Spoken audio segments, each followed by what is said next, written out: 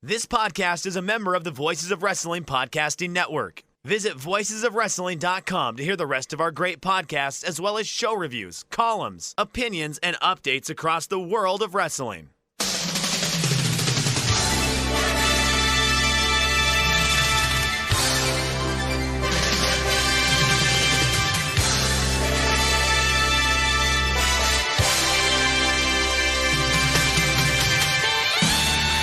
Hello everybody and welcome to the Super Daycast. I'm Joel Abraham, joined by Damon McDonald.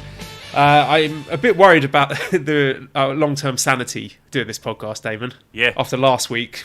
Last week we were sort of teetering on the edge of madness, I felt. I listened.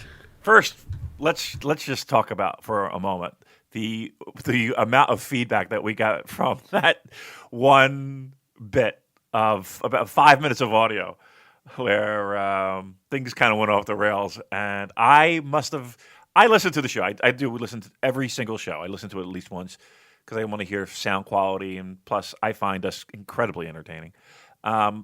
So I listened to that. I had a train ride. I had to go to Washington, D.C., and I listened to that probably, I'm not kidding, probably 15 times, just that one segment of audio where we lose our minds laughing. And I laugh just as hard every time listening to it. So thank you for all the positive feedback. It was a show of that will go down in history on the Super J-Cast. Loved it.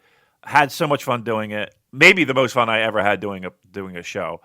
But yeah, it was completely off the rails, and New Japan needs to come back in the worst way because we lost it, and we're about to lose it again.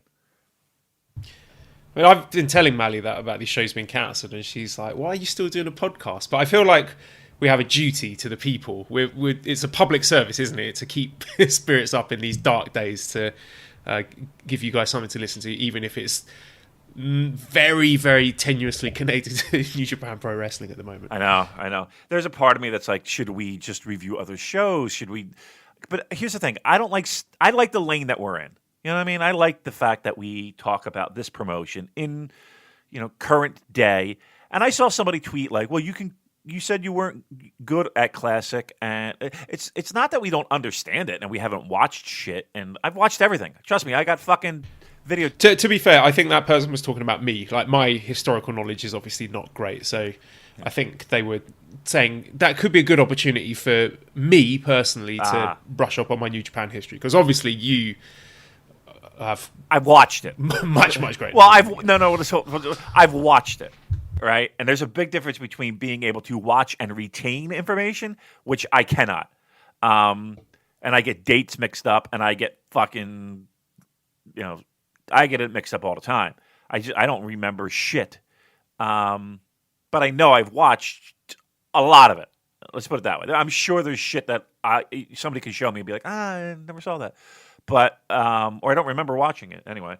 But again, my issue is I don't remember all the fucking dumb shit that I've watched. So I think, well, why don't we jump into the news and the announcements that I woke up to just minutes ago with New Japan, unfortunately, putting the hold on any further shows till, when was the date? The end of March? Yeah, they said, the tweet says, in response to the coronavirus outbreak, NJPW events for the remainder of the New Japan Cup between March 16th and 21st have been cancelled. Sucks. So no more New Japan Cup. We're looking Suruku Genesis at the earliest, and even that is still uncertain, isn't it? Yeah. I just want to see this. No, let me rephrase that, because I'll get in trouble for saying this. Do you think this is gonna? No, because that's not connected to our podcast. I want WrestleMania to get cancelled, Damon. Fuck it, I've said it. I want WrestleMania cancelled. I want AEW cancelled. All those shows cancelled. I want Liverpool to have to win the Premier League in front of an empty stadium with no fans. Right. I just want everyone else's enjoyment to be ruined as well as mine. Right. We're taking a big hit here, and we want others to feel our pain. Oh, look, I mean, there's a lot of shit that's being canceled. I mean, let's just,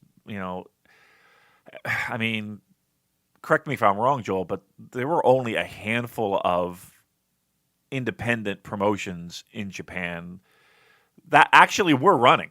And I think a lot of that has to do with the infrastructure of their promotions, the fact that they're willing to run shows in empty arenas. But here's the thing: the arenas, when these events get canceled, it's not only the participants in the event. So whether it's a hockey game or a basketball game or a wrestling event or gymnastics or whatever, it's the fucking people that have to rip the tickets and sell the beer and clean up after you animals. You know what I mean? Like it's that. That's a huge issue, and the buildings don't want that on their minds. And unfortunately, here's what it is: when a government, governing body, we'll call it, makes a statement of, it would be best if you guys, again, not personally New Japan, but just events in general, shut down. What are you going to do? You're not going to go against that. You're not going to be the rogue general, if you will, and do that. It's just there's no win there. There is zero win there. I mean, and you got Italy basically shutting down the entire country. It's a weird time to do a New Japan Pro Wrestling podcast. I will say this: I would be concerned if I had a ticket in Tampa for those events. I have an event in Austin, Texas next month, early April, that I have to go to. I think it's less than a 50% chance that this is even happening. They canceled South by Southwest in Austin, Texas. That is a massive music festival. I mean, it is days, and it's not just one venue. It's every venue they could possibly find, and they create venues to have bands play just about all day long. Massive. Canceled. They canceled San Jose Sharks hockey games. Canceled. Look, it's a big deal, and you can't, pardon the pun, you can't sneeze at it. It's a big deal, and New Japan can only do what they can do, and trust me, they would love to run shows, but their hands are tied. Let me transition to a question from Matt McKeown, who says, who's benefiting the most from the forced time off, injury, recovery, etc., and who's suffering the most from lost momentum, etc.? That is actually a great question. That really is. That is a great question. There are lots of guys. Look, if you ask any one of them, I'm sure each and every one of them, two sides of their brains are talking. The one that is the competitor of keep going, I want the paydays, I want to, work. And it's hard to find dates at the last minute, especially, this is all around the world, mind you. So it's not like, there's an event in England, and I'll just get on the jet and hop over and get on that show, and that'll be that. Or there's two shows, one in Baltimore and one in Philly, and I could drive, that's not happening. You know what I mean? Like people, to get on shows and to travel, this is a worldwide thing. The other half, you got to think that at least for some of these guys, a couple days off, where it's you have to take off and you can hit the gym and you can, but a little time for recovery, a little time for rest, it's got to be a part of them in the back of their head that they're kind of, again, not enjoying, I wouldn't say that, but sometimes if you're looking for a silver lining, it might be that these guys get to take a little bit of a time out and rest and not put their bodies through the grind. Who would it benefit least and most? Or who would lose momentum the most? Yeah, so double question. The first was who is benefiting in terms of being able to have a rest, right, and who is losing out in terms of losing momentum. I'd say for the first one, a guy I want to talk about later about the documentary that was recently uploaded to World is Okada, who, when I watched that, I was wincing. I was like, Jesus Christ. And it really hit home. And I'm sure he's not the only one, but he looked like he was suffering. Yeah. He was in a lot of pain. He could barely sleep. And I don't know if that there's any correlation between that and the quality of his in-ring work. I mean, I wouldn't have guessed so, watching that G1. No, there are a ton of matches that I thought were fantastic from Okada during that G1. So certainly for him to be able to have a chance to rest up will be great. And I'm sure that applies to lots of others as well. Yeah. I mean, look, that athletic tape, that holds shoulders together, can take a break for just a little bit. And you knew this was going to be a grueling tournament, and they were psyched for it, and they were prepared for it. Again, they knew what they were getting themselves into. It was a great line that we like to steal from Airplane. But it might be a blessing in disguise where these guys get to heal up. And yeah, wasn't that I would recommend, if you're again got the New Japan itch that needs to be scratched, I cannot recommend enough that documentary on Okada, and kind of a little bit behind the scenes and a little bit pulling back the curtain of exactly what these men and women go through and put their bodies through to perform at such a high level. I mean, the shots that he was getting, like those cortisone shots, just again watching him crawl in and out of bed was, and again, this is not a 50-year-old guy. This is not a guy who, has put in his years and, has had a rough. He's in, early 30s at this point, late 20s, early 30s. That's that's the prime of your life, right? And the dude can barely get out of bed some days. It was an eye opener, and again, the passion that he has and the commitment that he has. And dare I say, even the vulnerability that he has, I think was all on display in this doc. And once again, New Japan is, to me, and for the longest time has been, a company that I absolutely adore the work that they do with these types of pieces.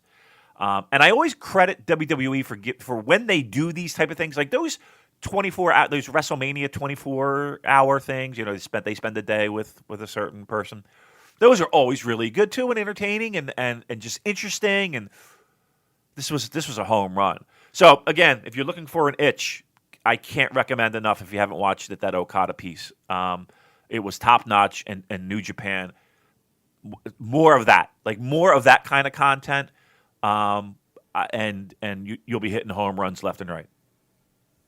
Yeah, there was something very haunting and maudlin and this sort of feeling of melancholy about it. A person that you think is this larger-than-life, wacky, happy-go-lucky, bubbly character, just looking really lonely and tired and fed up, just going from town to town, trying to get through it and, put on the best show that he can to send the fans home happy. But just, when the camera turns off and when he's, like you said, crawling backstage, it's just a very different story. And yeah, they did a brilliant job with that. And it reminded me of that series they put out a couple of years ago. I think it was called On the Road, when they had these little featurettes with guys like Juice. There was one with Elgin. There was one with Tamatonga. I think there are a few others. I can't remember off the top of my head, but they were outstanding as well. So I would love to see more things like that. Back to Matt's original question then, is there anyone who you think is losing out for momentum? I mean, I guess whoever was penciled in to win that New Japan Cup, and we won't know who that is unless they really shuffle things about and have the New Japan Cup maybe in place of Dontaku Tour or whatever it was going to come next. But you know what? I'm gonna completely wimp out. But I think I have a valid point here. I think the company as a whole, we've sat here and we've talked about how 2020 felt like a fresh start. Everything is exciting. All the different programs that they had in the works between Moxley and Zack and Dangerous Tekkers and Tanahashi and Ibushi. The idea of Hiromu and Naito, and the list goes on, right? How fun and exciting and fresh and on a roll New Japan was coming out of Wrestle Kingdom. I mean, we were talking about how exciting and energetic it felt a couple months in, right after Wrestle Kingdom. I think the promotion as a whole, everything firing on all cylinders. It felt like, to take off a month, not have shows, not have that storyline, in front of you, front and center. Wow. I mean, I'm not saying we're dead in the water here by any stretch. But the reality is that, the entire promotion, top to bottom, had really interesting, fun things. And it's almost like, okay, we got to kind of kickstart this, and we got to kickstart it fast. And, from a booking perspective, I mean, do you just pick up where you're left off, and how do you connect the dots? Missing a month. Think about this, Joe. We're in a really historic time here. And I thought back to when the tsunami occurred back in early 2000s. How many shows were missed, and how many and that what that tragedy did to pro wrestling as a whole. And again, I don't know. I can't sit here and say that we're in that same mindset, of comparing that tragedy to this virus right now. But what? How many shows were missed? How many? How did this impact the company financially? I'd be curious to hear some history on that.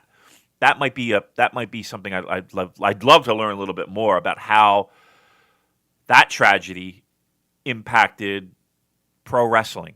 Now that we I don't want to say we can learn from that, but I'd just be curious as to how that impacted pro wrestling in general. And I guess if you look last year at the King of Pro Wrestling show, and this is something that I think was wasted on a lot of foreign viewers, but following the, what was it? Was it a typhoon that had devastated the country? Yeah. There was this real sort of feel-good atmosphere at King of Pro Wrestling, sort of defiant in the face of adversity, and everyone had a great time there, and it cleaned up. It did quite well at the Tokyo Sports Awards, if I remember correctly. So I'm just really excited to see what the first show looks like coming back from this, because everyone is going to be absolutely gagging for some New Japan Pro Wrestling, us included, and I think there's an opportunity for a real memorable moment there. Yeah. This impacts everybody there. We're talking a lot about the guys in the ring, but there are workers, in social media, and workers in those production pieces, and workers for the networks, and workers in... Even the people making the chicken nuggets at Korakuen Hall. Yes, and they're delicious. They're being wasted. Again, but yes, that is true. The vendors, I mean, the beer people, the people in merchandising, the people booking the buildings.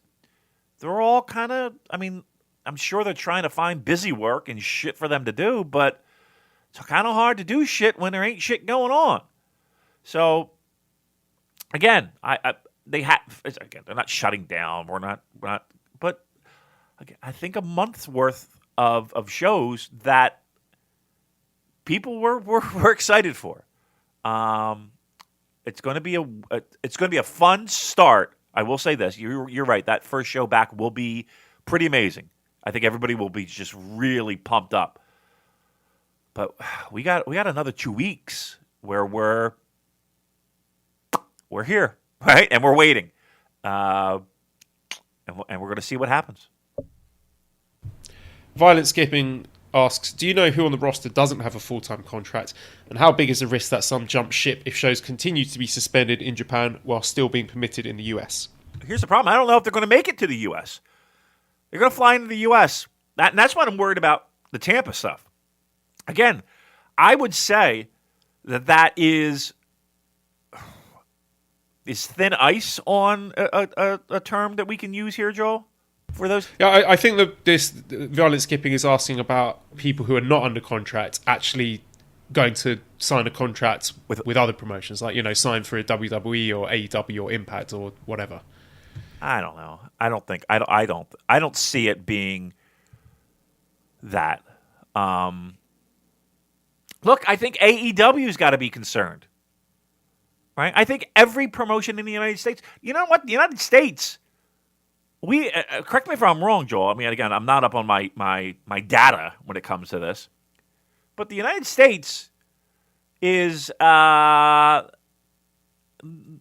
actually growing here, whereas in Japan, maybe it's the I wouldn't say they have a hold on it, but it feels like it's a little bit more under control than it is here in the States. Here in the States, you wake up and every day that number keeps growing and growing and growing and growing of confirmed cases and deaths. They're shutting down shit left and right in the States. Again, I got a memo. So again, I do the sports thing, right? And every game I have access to locker rooms. So after the game, they have to open the locker room doors, and media has access to the players 10 minutes after the game for the NHL. Different rules for different leagues, but you have access. That's gone. We are no longer allowed to go in. 20 years I've been doing this. Never has this happened where access has been denied. And again, we have to go to a separate room, and they bring it out to the podium, and blah, blah, blah, blah, blah. It just never happened. They're canceling games. They're canceling events. So again, AEW has the same concern. So I don't think this is a Japanese thing where, okay, well, this is just happening here, and I'm going to go wrestle for this. Trust me, if you think AEW is not sitting here with their eyes glued to the TV of, okay, so we have an event. Is this a highly contagious area where we have our next show? And I don't even know where their next show is, but that's a thought that they have to have. And trust me, WrestleMania, they're thinking the same thing in every one of those independent shows. So it's not like a guy who's under contract or not under contract with New Japan, has a ton of options right now when it comes to, okay, I'm just going to get in a plane and go work for X promotion. I don't really think those are options right now because everything's getting shut down. Seeing Stardom run their No People Gate, would you like to see New Japan run empty arena shows? Yeah, I would. And that does mean extra pressure for the people in the ring to put on, entertaining pro wrestling. We always talk about how a crowd can make a match. You ain't got a crowd, so that's a definite difficult ask to do. But I think they could do it. I think they have the talent to do it. You know what I mean? Like if I was going to trust any promotion to do something like that, I'd give New Japan the shot. But again, I think it's more to do with the building, securing the building, the people working the building, the production crews. I know they've done it. I just don't know if that's. I don't want to say worth the hassle, but is it worth the hassle? I'm just wondering, how many people are looking at this situation and thinking, "Oh, well, I'll cancel my New Japan World subscription for now, and then pick it up again when the shows start." I can see that they are making an effort to put stuff on World, but there's no substitute for live, fresh wrestling, is there? There isn't. But look, I am not. New Japan Pro Wrestling doesn't give me a fucking dime. A dime. So please know that when I say this. Trust me, if they could shut me down, they would. They'd be thrilled. So fucking throw my microphone out a window. Support them. If you got the $9.99, let it ride. There's plenty of good pro wrestling on that archive that you can watch and sit through and wrap your head around. There's lots of content, and they're putting new stuff up every day. And really, it sounds to me, and it feels like that's their goal, for these 2 weeks is to get. They got those talk shows that'll eventually be. I was going to ask you about those. Have you watched those 2 hours of Hiromu and Naito talk show? No, I haven't. But I'll tell you what, if I tried, I started. I watched the first half hour of it, and Hiromu is very extra. He's quite exhausting to watch. Yeah. I love him. He's one of my favourite wrestlers. So I adore him in the ring, but outside the ring, him doing his shtick for 2 hours, I don't know. There's a lot of even in the first 5 minutes. There's a lot of screaming and jumping and running around, and Really? it's quite a lot. So I will try and persevere with it because I think there's probably some interesting stuff there. But unless you're an LIJ super fan, I don't know how much people are going to be plowing through that. Right. I mean, when they get the subtitles up, I might pop it on. But yeah, you know me.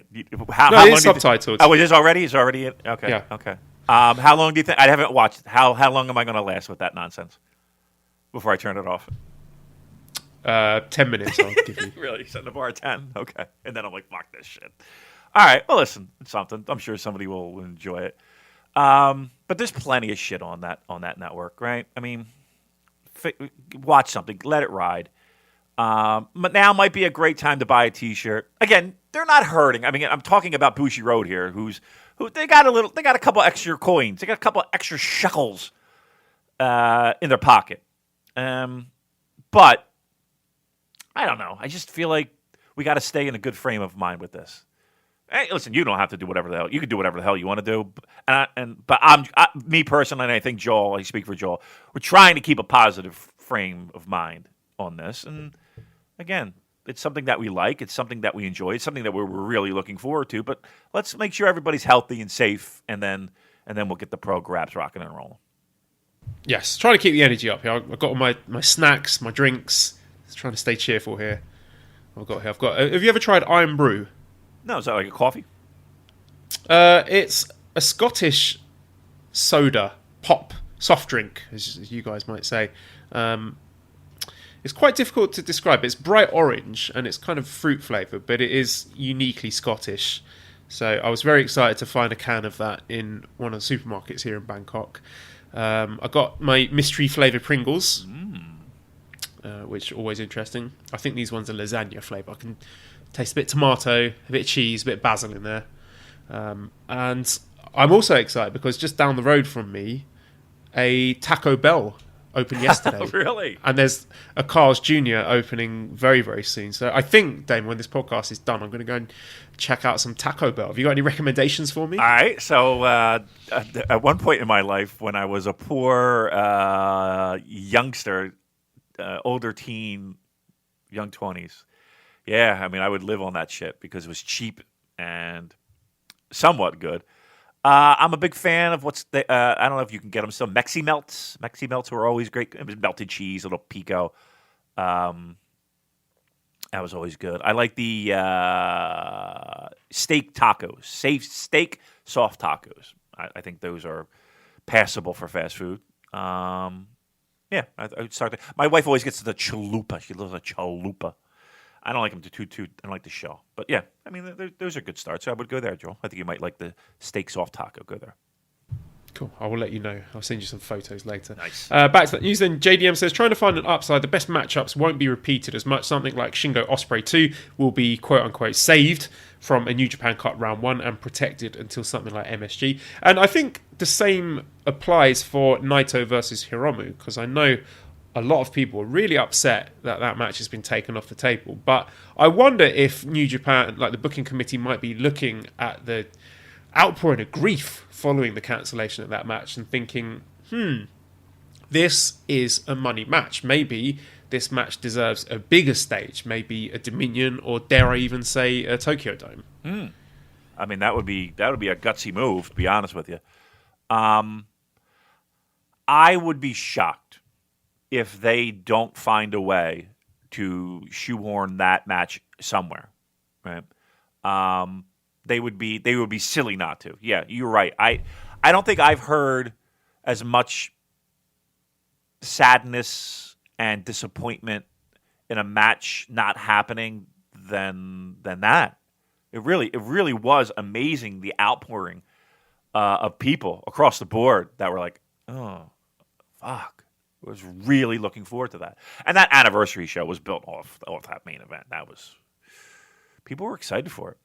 So to me, I don't think they have to do anything, but I think they would be silly not to put that match somewhere on a show, just to deliver it. And if they wanted to, they probably could put it on a decent sized show. again, I don't know Tokyo Dome. I don't know Madison Square Garden. I don't know if that's going to be the right spot. But again, I'm sure there's room somewhere in this calendar year that we can find a way to put Hiromu and Naito one-on-one together. I think you go long term with it. You have like these opportunities popping up where you think, oh, there's a chance for them to do it here, but then they just miss each other. Like, let's say Hiromu enters the G1, but then loses at the final or something. Or you just have them just keep passing each other by and making people craving it, and then you deliver it much, much, much later. I would love that. I think, just keep teasing and teasing and teasing.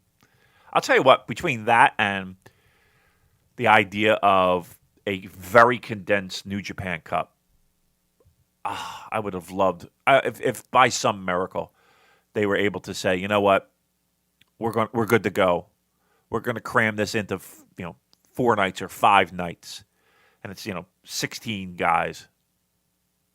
They skim off some of the fat, and they just went balls out for 5 nights. Oh, how great would that have been?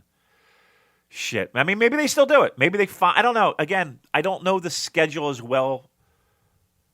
And, what this break does is it's going to eliminate a lot of the time off that they would have had later in the year.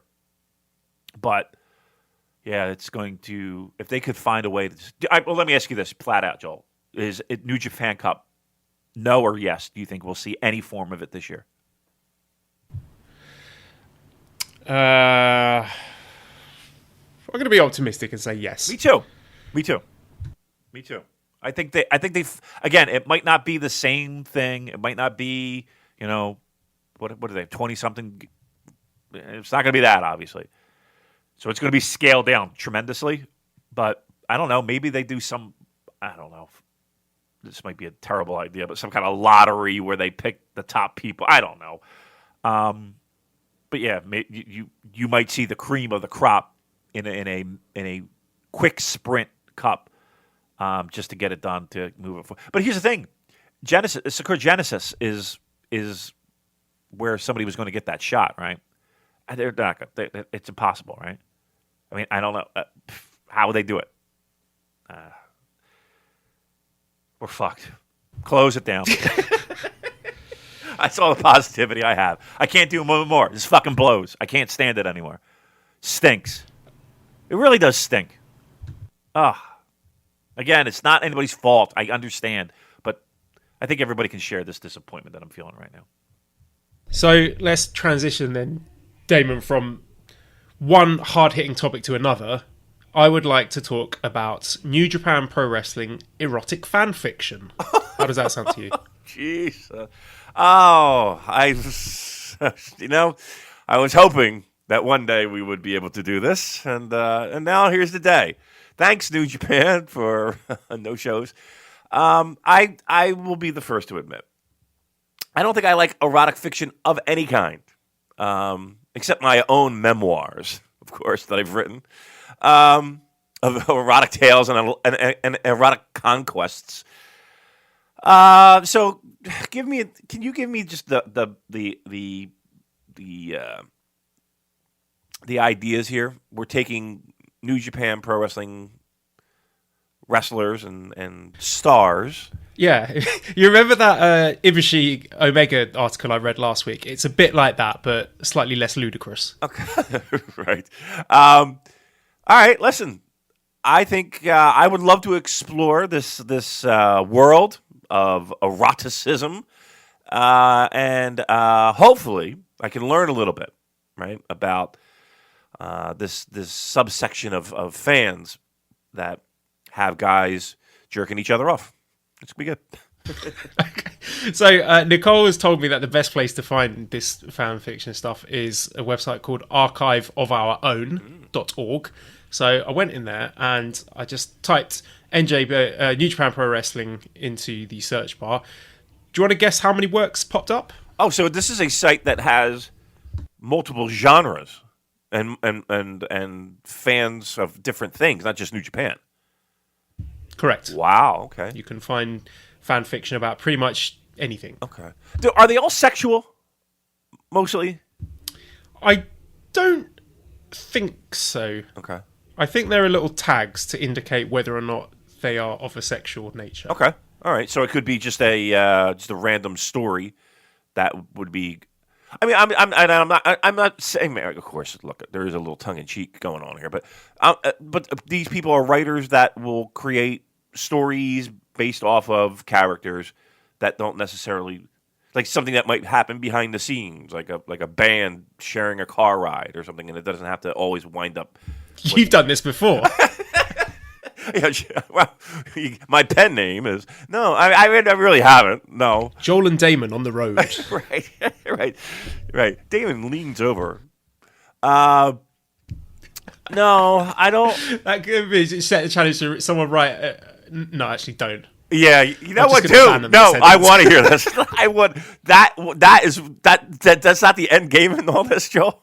The end game of this is not having people write fan fiction about us. That's not what we want.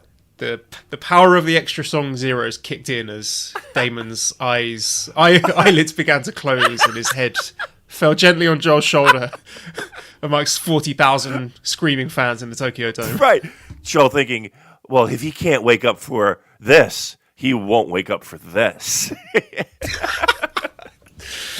Right. Okay, so let me go back to my original question then. Right, I put in New Japan Pro Wrestling, search on this website. How many works do you think All right. come up? I mean, listen, New Japan Pro Wrestling in and itself isn't the most popular pro wrestling in the world. Sorry. I will say, like, all time, it gives you every one all time, correct? Yeah. All right. I'm going to say there are 20. I'll go 29. Okay, I'm looking at 1 to 20 of 999 works. What the in fuck? New Japan Pro Wrestling. Wow. So it's a whole. Well, here's the thing too. I'm kind of surprised by the New Japan Pro Wrestling. I'm sure there's other pro wrestling works. I'm sure WWE has, a trillion, right? I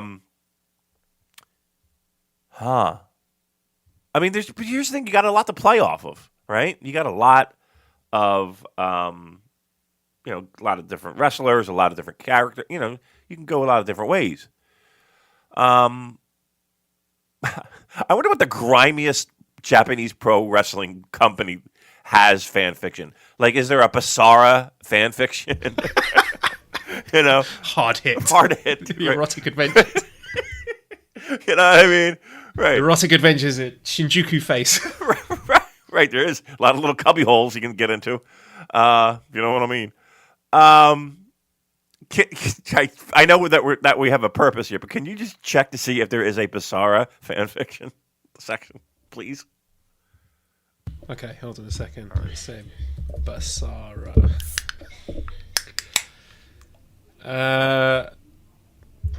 There's a lot of stuff that's come up, 700 results, but I don't think it's the wrestling thing. know if these are wrestling. Yeah. Okay. Yeah, it might be a little hard. It's like my wife likes the band Live. And when you search for tickets for Live, it's like every other band comes up because Live is what, but all right, very good. All right, so fan fiction, New Japan Pro Wrestling. Yeah.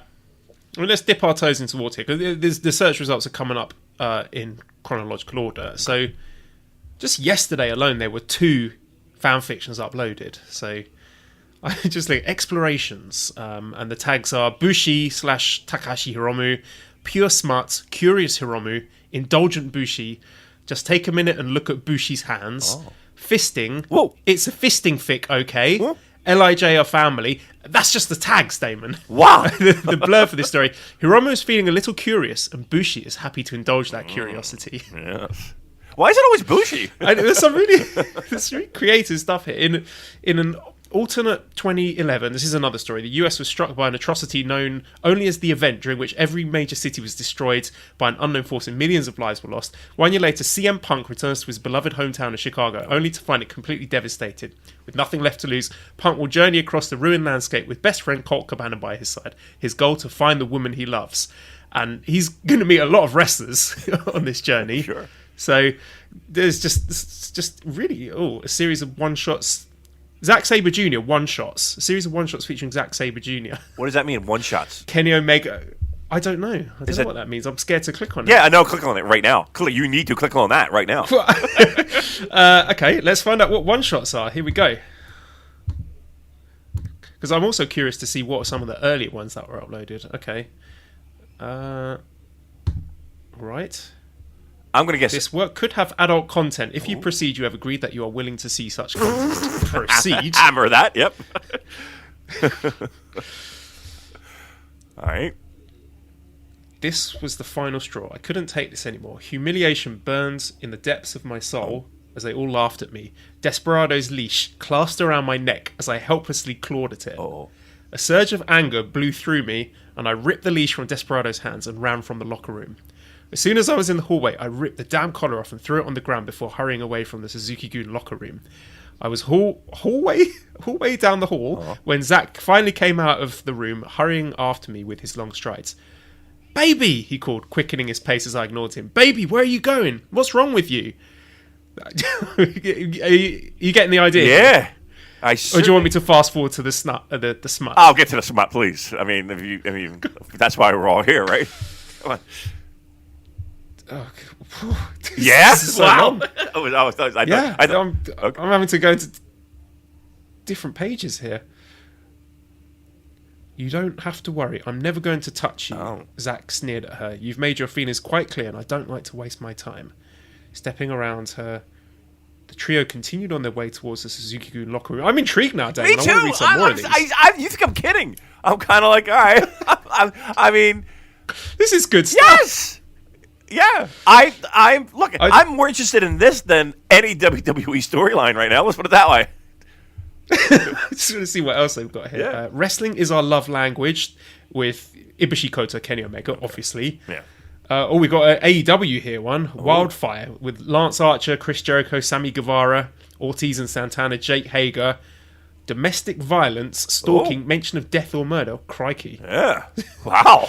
Out of the rain. Unrequited Adam Page / Kenny Omega. Yeah. Ibushi Kota, Kenny Omega. Hurt / comfort, cuddling and snuggling, pining. Pining. Oh, we got one here with Robbie Eagles and Will Ospreay. Oh, maybe here. you know what?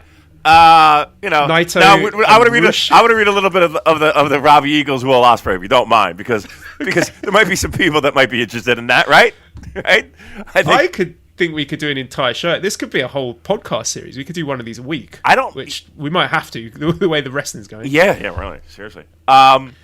Robbie sighed in relief when he could finally let himself fall onto the hotel bed. They'd just travelled for hours by bus, and basically every muscle in his body felt sore. "So, I guess we're not going out today." Robbie looked to Will, eyebrows raised. Ooh. "Seriously?" Will laughed quietly before lying down next to Robbie. "Nah, just taking the piss." Sharing one bed was not unusual for them. Nothing new. So that's just a little teaser there. I know. I say we just do teasers of all these little articles. I swear to God, I want to see how that ends. I really do. I want to know. Well, okay, I want to go look at some of what were the earliest ones, because I want to see when New Japan Wrestling erotic fan fiction really started. So the oldest one, this is going back to 2015. We've got Shinsuke Nakamura and Kota Ibushi. And tags, we've got Kota's disappointment about his initial loss to Shinsuke turns into a strange, passionate obsession. After Shinsuke defeats Kota again, Shinsuke gives Kota the opportunity to finally indulge his desire. So we've got tags here of alcohol, male / oral sex, anal fingering, rimming, and rough kissing. Wow. So there's an exciting. And what else have we got? We've got Kushida and Alex Shelley. Yeah. We have got literal time splitters, if you know what I mean. Ice cream. Ooh. Okada wakes up in the middle of the night with a craving for ice cream, which he can't resist indulging. And the tags here, we've got Kazuchika Okada / ice cream, eating, food, and cravings. So it seems that someone has written an entire fan fiction about Okada eating ice cream. Again, I say this is this an erotic tale? Is this a like is that a fetish? You want to hear it, don't you? I do. I absolutely fucking do. All right, let's go. I'll give you the first. Yeah, give me a taste. Give me a taste. Okada felt his eyes blink open, but still saw only darkness. He blinked a few more times. Slowly, the outline of his bedroom came into view, illuminated only by the faint red glow of his digital alarm clock, blowing 4:02 a.m. Why was he up this early? He sighed, turned over and closed his eyes. His stomach growled. That was when it all hit him. The phantom taste of ice cream filled his mouth, and he felt its overwhelming absence. He'd had it. It had been so close, creamy and cold and rich. Yeah. There was nothing else like it. So fulfilling, so satisfying. But now here he lay, alone in his bed, awake at this hour, so hungry, so empty. But he shouldn't. He knew he shouldn't. This is really good writing. I'm not gonna lie, Joel. I mean, you're reading it, and I'm kind of like, all right. I hope he gets this fucking ice cream. And he's sitting there pining. Is there a tag pining here? Because he's pining for his ice. Look again. You know us. You listen to us. We get it. You know. I'm into. Look, I don't know if I'm into it, but it is 1,000 times better than I thought going in. Let me be very clear. Like, that's not bad, right? I'm into. Give me one more. Come on, I'm excited now. Come on. Is there a Jushin Liger one? What I wanted to do, I wanted to sort it by kudos, which appears to be some sort of rating system for how much people enjoyed this. So the highest rated one is called Angels Fall Without You There. And we've got, just before the G1, Kenny Omega invites the Bucks to blow off some steam with him at Video Game Con. Halfway through the return trip, their private plane drops off radar. In a hotel room in Japan, Kota Ibushi wakes up in the middle of the night from a dream he doesn't remember. These two events are connected. Shit. This is, I mean, look, you gotta give it to these people. They're creative, you know, and they get their, you know, they're not. Look, again, I went into this thinking this was going to be just an absolute horror show. And while, you know, listen, the anal fisting, personally, I could do without. I mean, that's just me, my tastes, you know. I have a very, very tight, it would hurt a lot.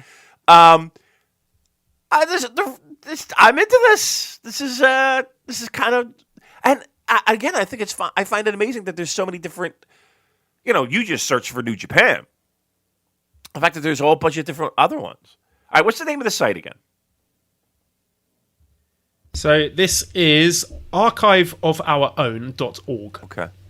All right. So maybe if listeners want to pick out a few choice ones, we can have story time. We can have story time. Damon and Joel. Now, conversely, I would also like to have a look, see the bottom of the barrel in terms of these rated stories. So I'm going all the way to page 50 to see what the worst rated ones are. Yeah. I think we got one. So right at the bottom, practically unpractical. Your relationship wasn't the most conventional, but it worked for you. And this is featuring Chuck Taylor. So we've got a Chuck Taylor fanfic here. Oh my god! Got one. Wow. We've got one with Kanemaru and Desperado. Oh. Choking, leash play, mildly dubious content. El Desperado's girlfriend's a little too interested in his tag partner Kanemaru. Oh. We've got sickened. She can't stay away from what evil does to her. Despite her fear, she finds herself returning to this dungeon. Ooh, so evil's got a dungeon in this one. We got a little S&M going on here, right? Okay. Yeah. We've got another Chuck Taylor one at the bottom here. Really? Chuck Taylor getting on? We've got Flip Gordon / female character. Flip Gordon helps out a new employee.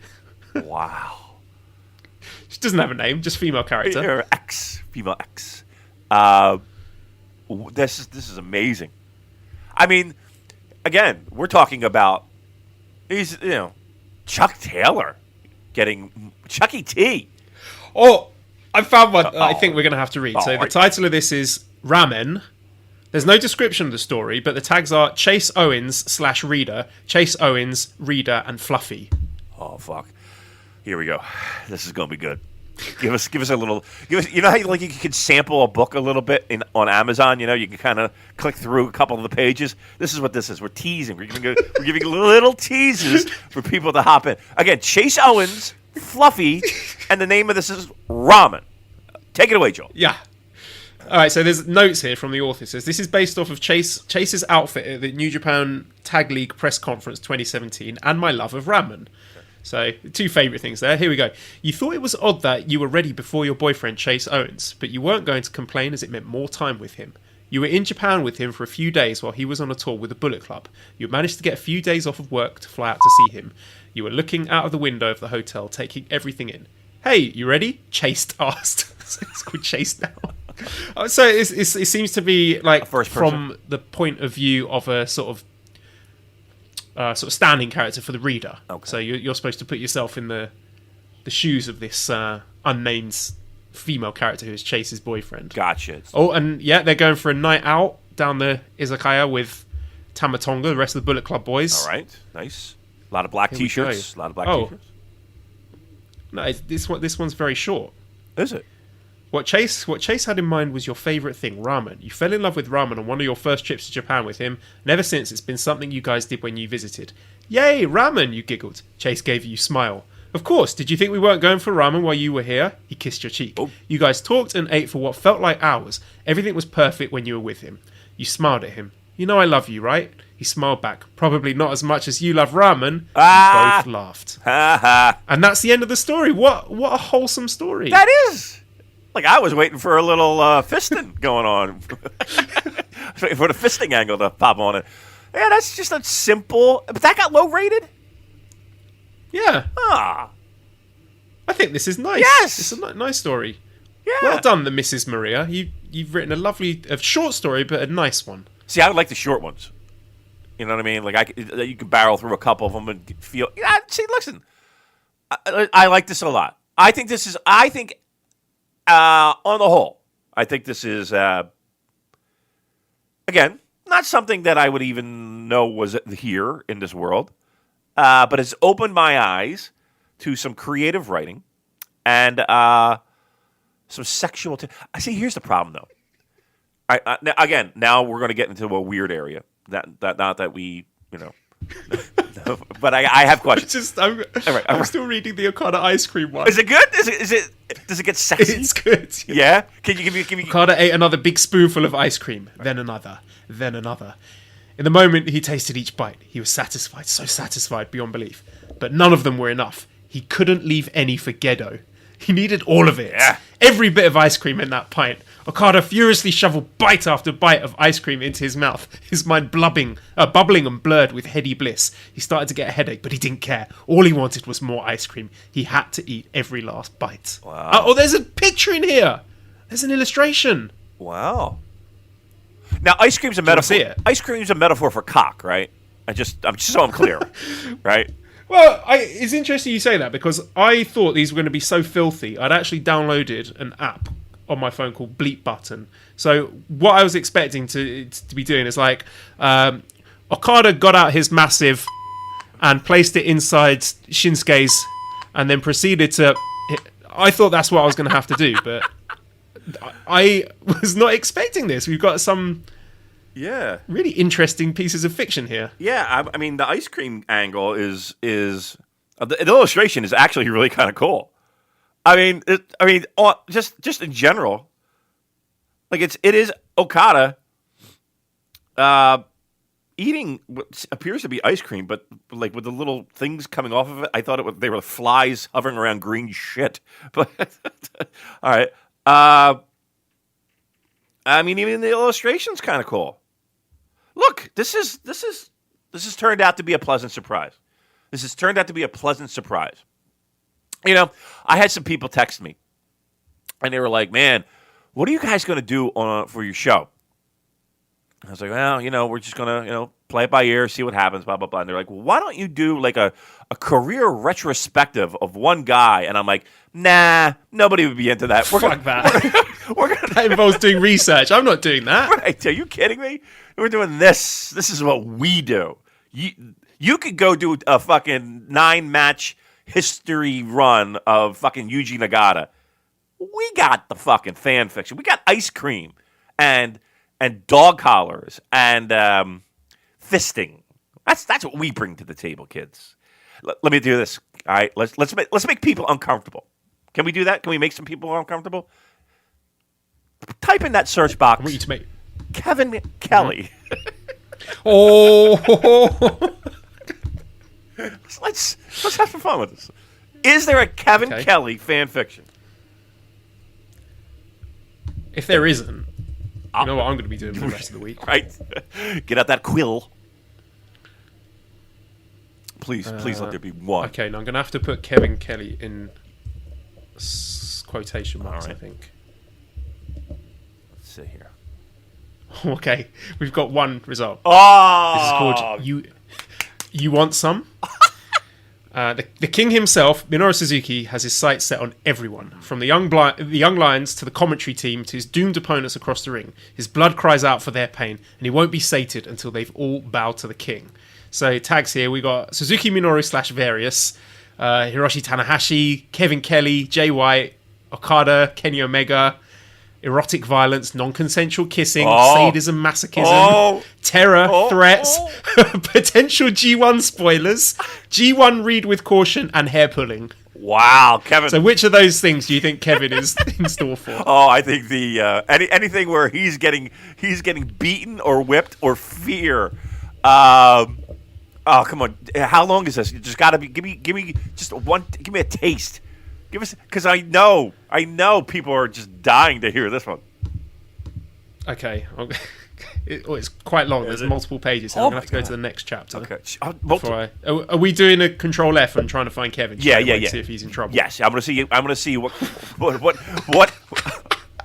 Uh-oh, that laugh doesn't mean. Chapter 2. All right. Chapter 2, heart-stopping Kevin Kelly. Kevin Kelly made a point to always avoid eye contact with Minoru Suzuki.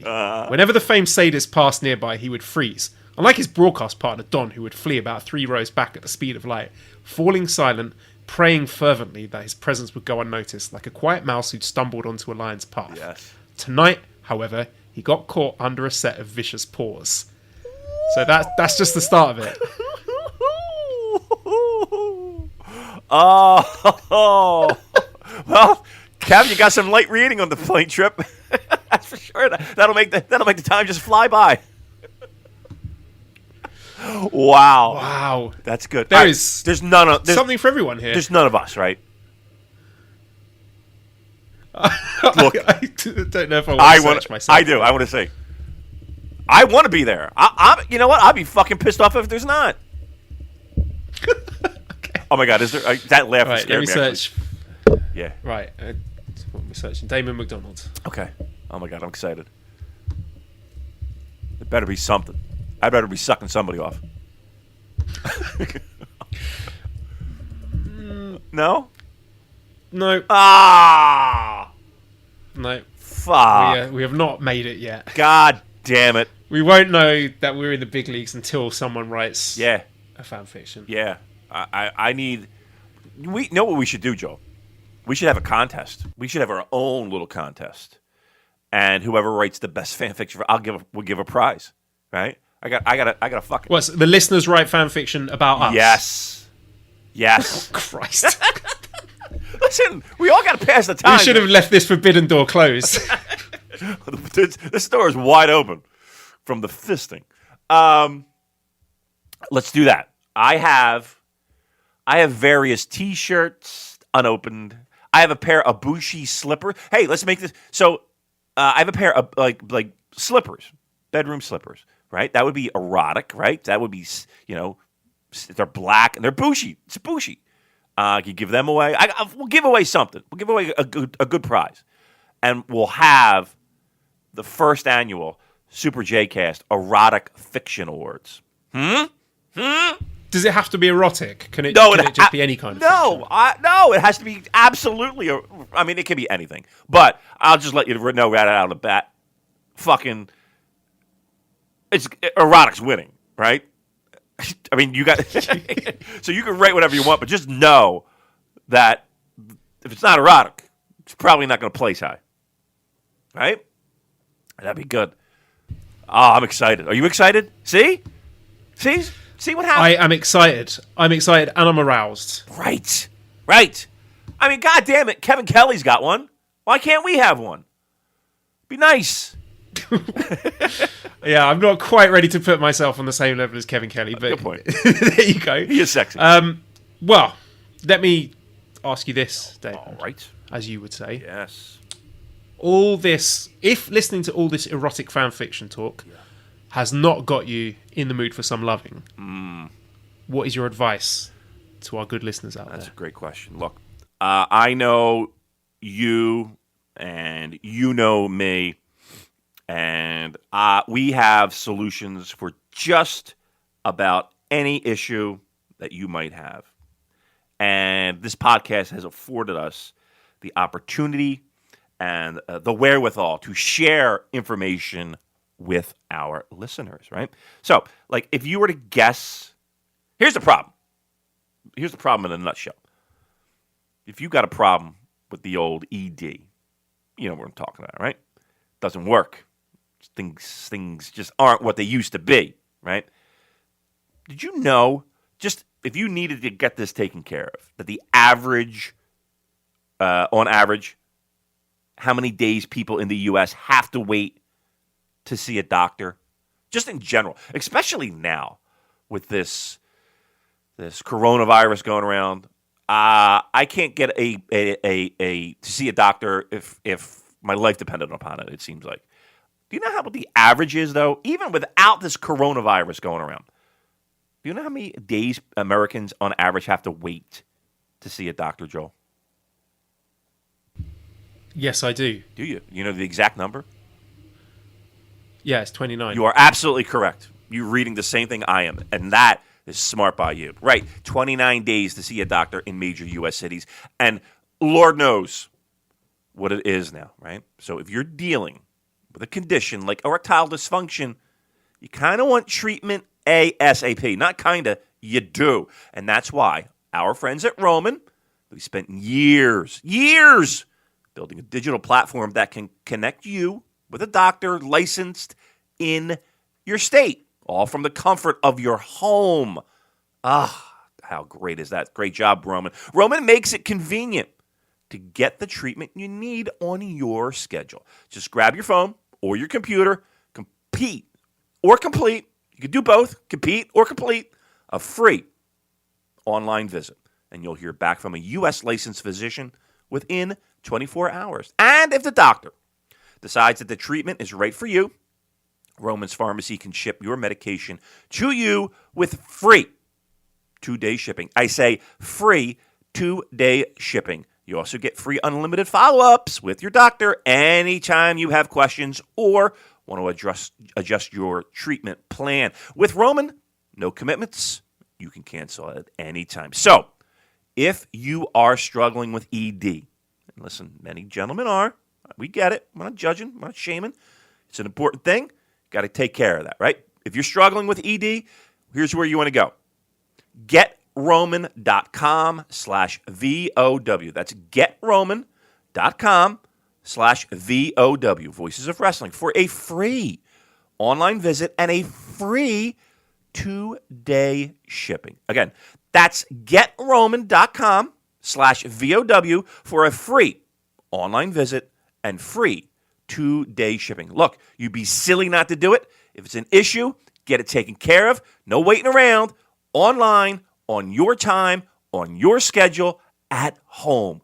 No brainer. Get on it. It's Roman. Roman.com. Nicole's written in with a question and says, I just got a premature download error from the Pacific League streaming service. Do you think Roman can prescribe a pill for that? I don't know. They have a lot of, they do hair loss, right? So some gentlemen go through some treatments, and that medication can be pretty expensive. I know that they have that. Again, the erectile dysfunction, which is at one point. See, I you're gonna laugh. I know people who actually use the service.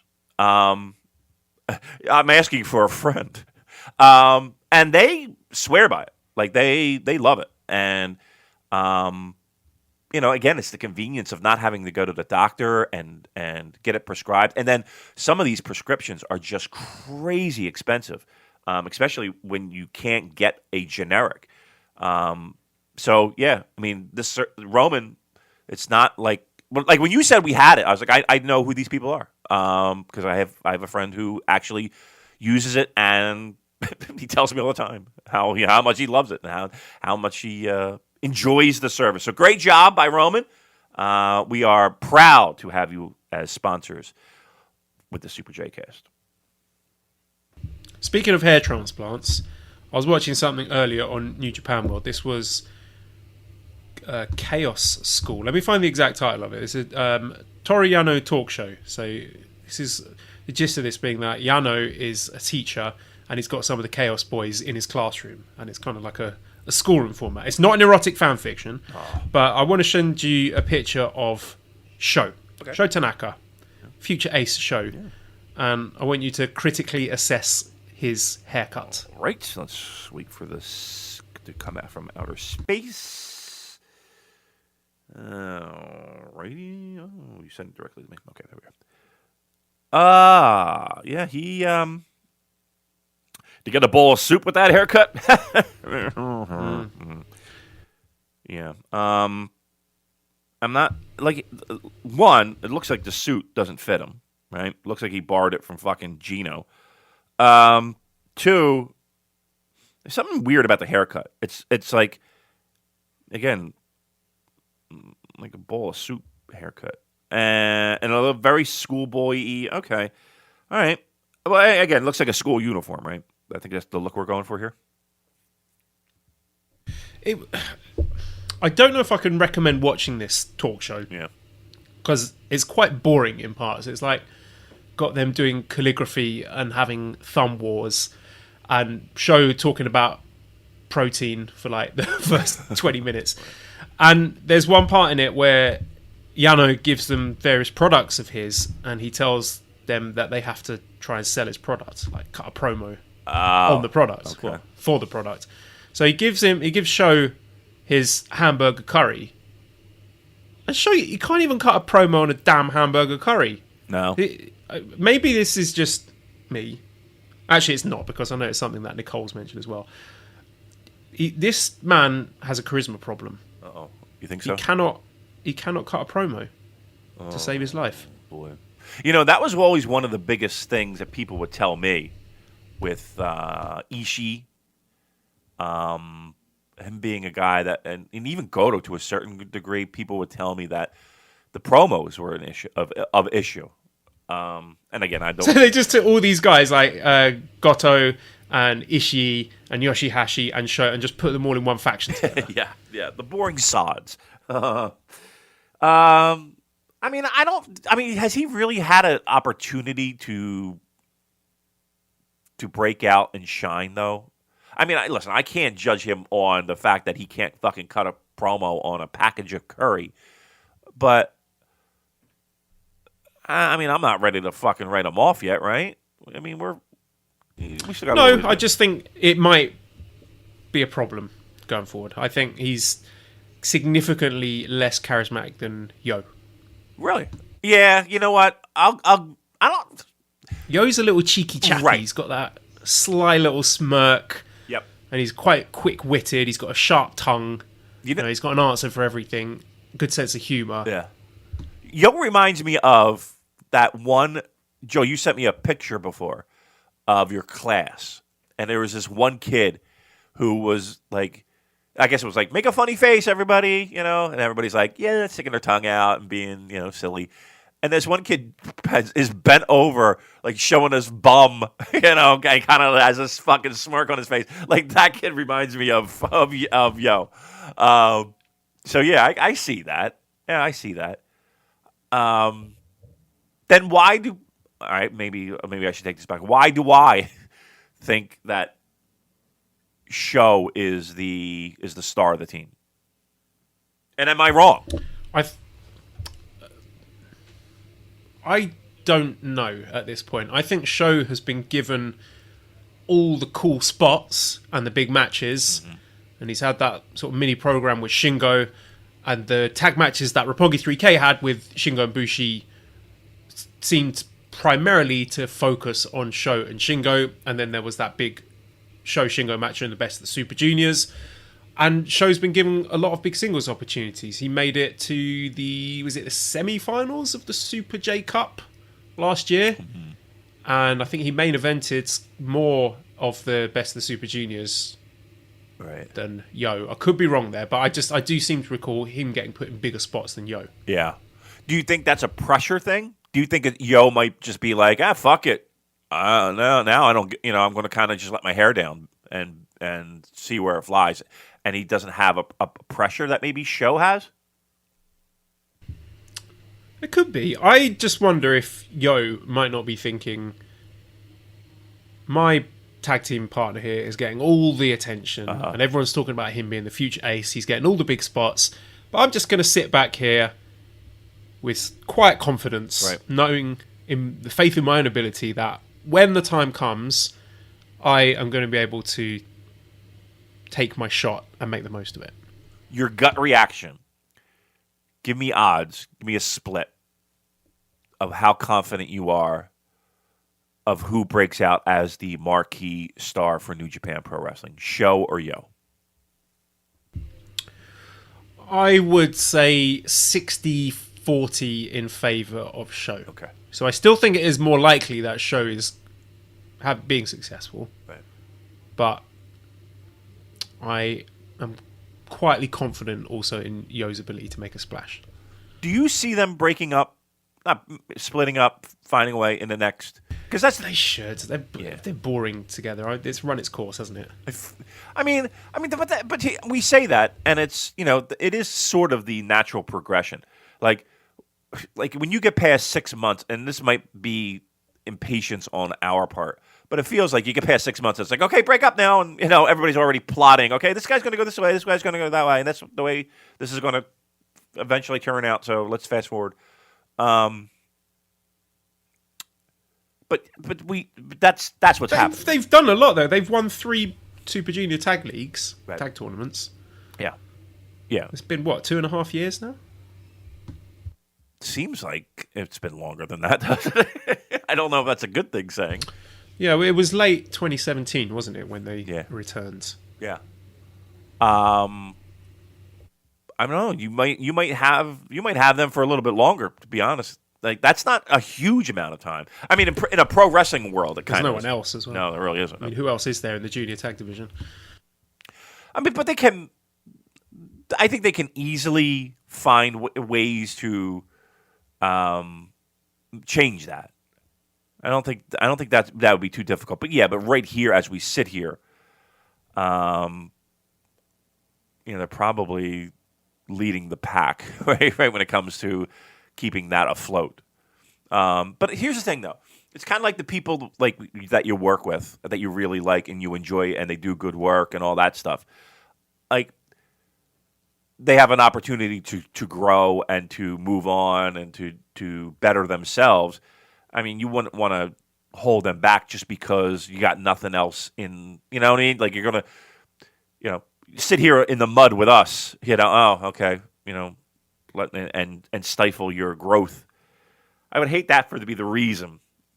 We have nothing. The reason being, we have nothing left in junior, so you got to stay, or as a junior tag. So you're. I would hate for that to be the reason for them to not grow. I guess that's really what I look for. Like, everybody has the idea that they're world champion material. And you kind of have to have that feeling and that mindset to get to where they are. But, like, I just want to see people grow. Like, and I think that's one of the reasons why I thoroughly enjoy, like, the Young Lions system. And I thoroughly enjoy, maybe not all the time, like Jay White, in the sense of, okay, in the ring, sometimes he disappoints. He doesn't give me exactly what I need, blah, blah, blah, blah, blah. But it is a nice thing to see that growth. Juice Robinson, there's another example. And just watching him progress and progress and progress. To me, that is one of the simpler joys of New Japan Pro Wrestling. You're not going to get that in AEW. I don't think, right? I don't think you definitely don't get that in WWE. But that again, and it's not like, oh, who's this guy who showed up and he just pins, the champion, that kind of shit. It's a realistic, steady growth that I really enjoy about New Japan, and that's what I'm looking for both Show and Yo. And I guess I should be a little bit more patient, but yeah, I mean, it would be nice to see that kind of. I think it's run its course, and I would love to see new things and new challenges for both of them. And I think that we have, when we talk about, Show challenging Shingo and that dynamic that kind of blossomed in the early 2020. That's another thing, man. What the fuck? Again, we opened this show with, they were on a roll, man. This company was on a roll, and we just had to we jammed on the brakes for a nice, fun, enjoyable 2020. And right now, and we don't know when this is going to end. I mean, we hope by the end of the month, but nobody knows. And we just put the brakes on. And I will say this: we will look back, Joel. You will look back on these shows 20 years from now, with however you listen to shit 20 years from now, and you'll be like, "Oh my God, we went through one of the weirdest times in pro wrestling history, especially in Japan. Like we're going through maybe the weirdest time in the history of Japanese pro wrestling right now." It's also permeating other sports as well. I'm just looking. Arsenal's match against Man City has been postponed. The Italian Football League Serie A, that's been suspended as well. So it just seems across the board that there's this hiatus that people are going to look back on. And obviously people are going to think, well, if we want historical context for New Japan Pro Wrestling, we listen to the Super J Cast. We want to see, those are two guys with their finger on the pulse and, really a barometer for the mood of the fans at this point. Crack on the episode. What are they talking about? Erotic fan fiction. So, right. 2 weeks in a row. Well, again, that's the dire straits that we're in. You know what I mean? Like this is a troubling time.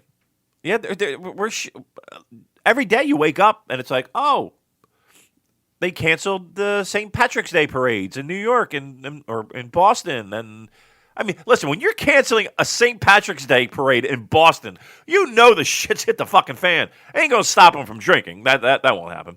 But again, we're Boston St. Patrick's Day. Gee, that's a thing. That is definitely a thing. And when you shut that down, San Jose, you can't have things over 1,000 people. Philadelphia has recommended that, they do the same.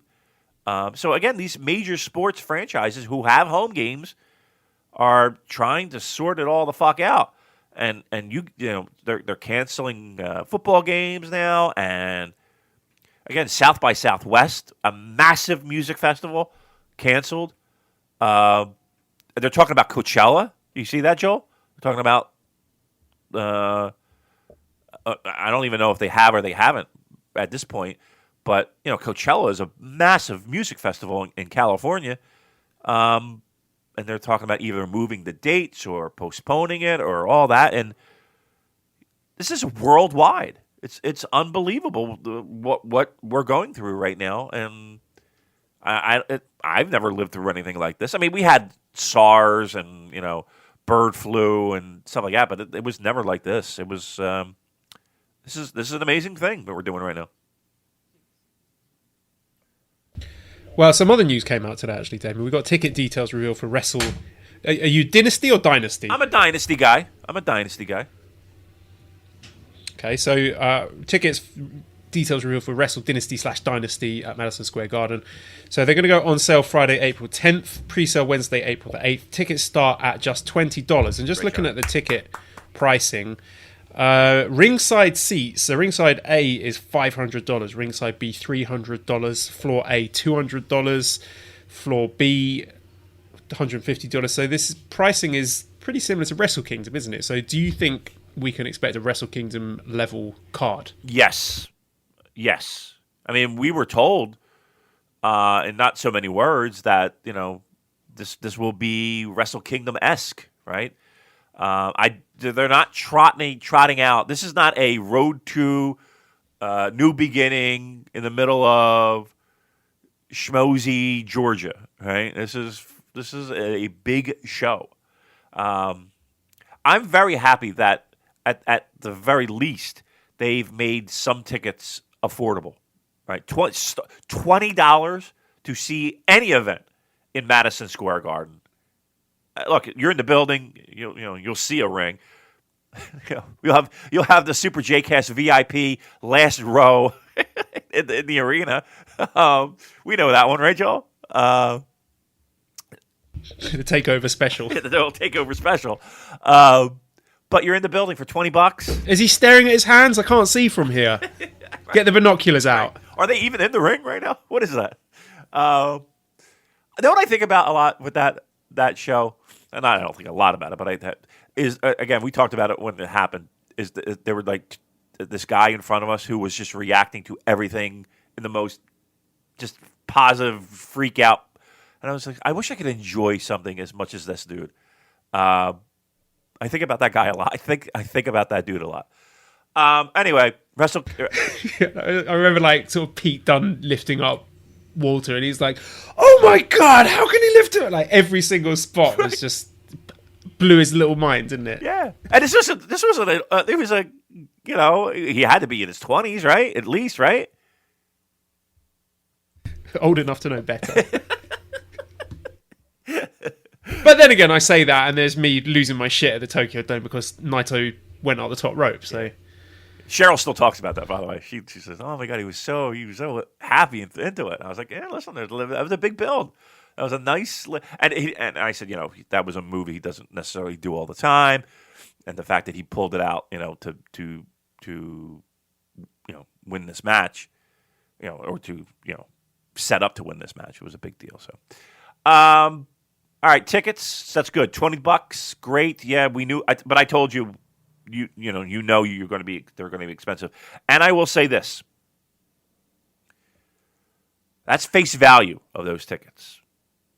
So, Ticketmaster has this really ridiculous thing where they will then take those tickets and put a premium charge on them based off of the fact that they can gouge everyone.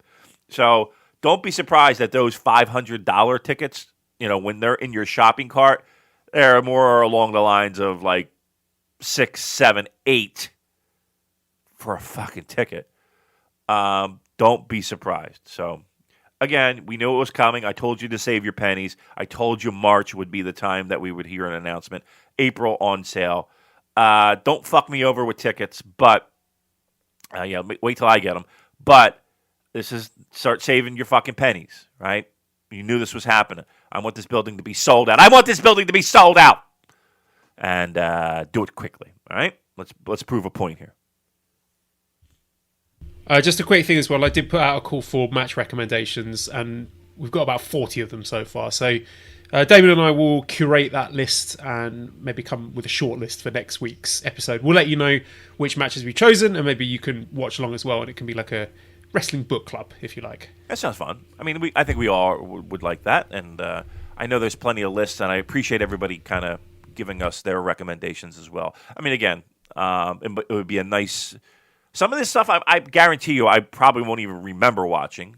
The major matches, I definitely will. But yeah, it might be nice to take a walk down a memory lane. And Joel, you know, I'm sure you've seen most of them, but maybe a couple that you have fallen off your radar. So it'd be nice. We'll do that, and we'll probably do that next week and talk a little bit more about the classic New Japan Pro Wrestling matches. I don't know if you had a chance to read this interview with Tiger Hattori on the website, but there's some amazing quotes in here. He's talking about when Giant Bernard was introduced to New Japan. So Tiger Hattori says, "There are a few people in the company who weren't exactly welcoming at that time. Anyway, I went to Roppongi, and there were a lot of foreign wrestlers hanging out there who were being booked by All Japan. Bernard and that guy, what's his name? Annoying guy, works in ROH, wears street clothes when he wrestles. Bully Ray. Yeah, him and his partner Devon. There were quite a few guys who wanted to work in New Japan. When Tenryu wrestled, so here's the question: when Tenryu wrestled in NJPW in the late 90s, Ishii was his attendant. So maybe that's how you remember meeting a teenage Ishii." And then Hattori says, "Perhaps. Who else?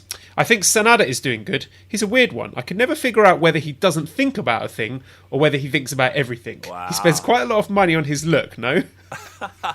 So he's going in 2-footed on Sanada there. That might be the best quote I've ever heard about Sanada, though. Like the fact that I can't tell if he's not thinking at all or he's thinking about everything. That is a great quote. That goes That might be the absolute perfect way to describe him. Tiger Hattori, man, he's seen some shit. Yeah, keep going. I'm sorry.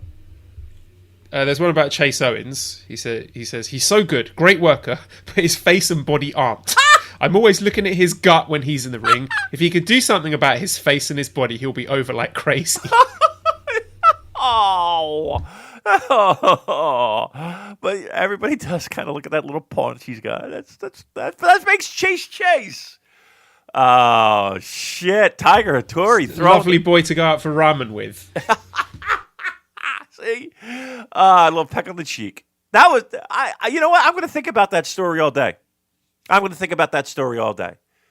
mean, that was just, that was maybe one of the most romantic little short blurbs. I don't know. That touched me. The ramen. How did that get low? You know what? Fuck that. I'm getting an account and I'm giving that 5 stars. I'm yeah, everyone listening, make an account. Yes. Give it some kudos. Yes. Get it up there. Yes. Yeah. Get an account. Upvote that fucking ramen. That deserves it. Those animals downvoting that fine piece. That deserves it. Let's give that piece the Super J Cast bump. All right? Let's all, you know what? We're all a little sad. We're all a little, missing the product. We all got shit going on. Let's make someone happy. You don't want to do that? We talk a good game. Let's put our money where our mouths are. I want everybody to sign up for a fucking account. Where do they got to go, Joel? What's again the name of the site? It is. I'm sorry. Archive of Our Own. Thank you so much. Thank you. And then do whatever you got to do. Build an account. Search for that ramen. Chase Owens. Give that some love. That deserves our love for that person to open up their heart and write such a delicate. That is a delicate piece. That's a delicate piece right there. Good stuff. All right. Doing good in the world. One last quote from Tiger Hattori here. So he's asked about the dojo. And Tiger says, not just the Japanese dojo, but guys from abroad as well. Then you've got Katsuyori Shibata teaching the young kids really well in America too.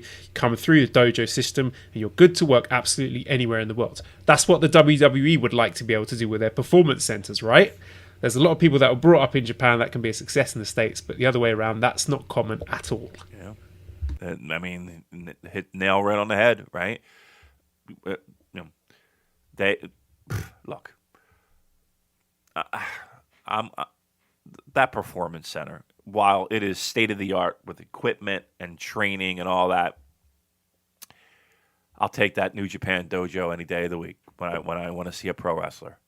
And I think the proof is in the pudding. And I think Tiger Hattori is spot on. Once again, he's 3 for 3 with the quotes. You know what? I think everybody's got to check out that interview. That sounds pretty great. Sounds like a guy who's got his head screwed on just right. I like that. Another little tidbit here is dates for Best of the Super Juniors 27 have been announced, which begins 12th of May in Korakuen Hall, and the final on 6th of June in Ota General Gymnasium. There are 19 shows on the entire tour, which likely means 2 blocks and 20 entrants like last year, with the caveat being, we don't know how this virus situation is going to play out. Right. But there you go. You got your Best of the Super Juniors dates anyway. And still no Yoyogi. Yeah. Yoyogi Hall. That's the building, right? For the finals. I haven't been there. I don't even know where the fuck it's at, to be honest with you. I know it's in Yogi. I'm looking at my phone while recording. There is a meeting, Joel, with the city officials and government officials. Take a guess where this meeting is being held. I don't know. Tell me. All right. How about that? Tampa, Florida. I think we're going to have some shit going down with that weekend that people are not going to like. You got 90,000 people, that are converging in on Tampa Bay from all over the world. and they are having a meeting today with government officials to discuss what are we going to do, and what is this? How long do we have here? WrestleMania is what? Less than a month away? 2 weeks away? 3 weeks away? Ooh, boy. Imagine if this meeting turns out to be not a recommendation, we're pulling the plug. Holy moly. I mean, we'll know by the time people listen to the show if the shit hits the fan. But, I mean, I look, New Japan has a ton of people going over there. A ton. They got to be sitting there like, whoa, is this a good idea? Everybody running the... And here's the thing. All those independent promotions that run that weekend, they put a lot of time, blood, sweat, and tears throughout the entire year. And it is on, I will say right now, Joel, thin ice. And I suppose that would go for the New Japan, was it the Lions Break show there as well? Yeah. Oof, this is not good, man. Can you imagine the meltdown? Not the meltdown, but, the meltdown. If they said, okay, we're not doing Mania. We can't risk it. Could you imagine? That would really suck. You know what? As much as I bitch and moan about WWE, that weekend is a fun weekend. I love sitting at home, watching all these shows, just immersing yourself in pro wrestling. That's fun. I hope and pray that they make it through this. But it don't to me, and I don't know shit. Let that be noted. And again, we'll know the answers by the time people listen to this. Oh my God, I hope and pray that don't happen. Sticking with the topic of US wrestling, there have been some New Japan entrants announced for the Ring of Honor Pure Title tournament. So the Pure Title was a special title that they used to have following special rules. Close fist punches were illegal. Each competitor is allowed 3 rope breaks to stop submission holds and pinfalls. After that, any on or under the ropes would be legal. So, excuse me, we have Jay Lethal, Doug Williams, Jonathan Gresham, Alex Shelley, Rocky Romero, Mark Haskins, Slex, Tracy Williams, Marty Scurll, Fred Yehai, Yuji Nagata, Joe Hendry, Dalton Castle, Ren Narita, Josh Woods, and Tony Deppen. So we've got the New Japan representation there from Rocky, Nagata, and Ren Narita. So I think that'll be quite a fun tournament. Yeah. I mean, look, they got some names in there that I don't think people expected, right? To freshen it up a little bit. Look, you got to tip your cap to Ring of Honor. They're trying. They recognize that they had slipped, and they're doing I would say a real good job of at least making it, at least getting people to look at their product again, get them interested and get them talking. No, I think that's a fun tournament. I think it's in Columbus and Pittsburgh, or am I wrong in that? That's one you might want to go out of your way if you're in the area. That should be a fun couple shows.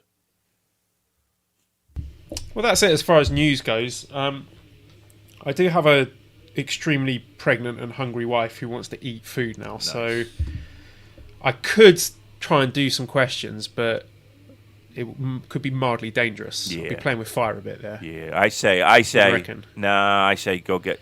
Listen, you don't want to tempt fate, right? You're walking on eggshells as it is. So let's wrap it up. We can always do questions later, of course, next week, and then again we'll talk a little bit. Also, most of the questions were shit, to be fair. So you're not missing out, listeners. Yeah, there you go. All right, so that's that. I think we did a good job here with what cards we were dealt. So excellent job by you, sir, as always. A well-deserved little break this week. And listen, if news breaks Again, I don't expect to be the first person that you text, but maybe first 3, if you don't mind. Make me feel a little important, right? Certainly will. Okay, so redcircle.com/shows/super-j-cast if you want to throw some money our way, help me out with the impending childcare. Discord link is in the show notes, prowrestlingtees.com/superjcast. Thank you to editor Dan. You can find him on Twitter at lousyhero219. Subscribe to the Voices of Wrestling Podcast Network for other great shows. Give us a 5-snake review on iTunes. Follow us on Twitter at superjcast. Thank you everyone for listening, and goodbye.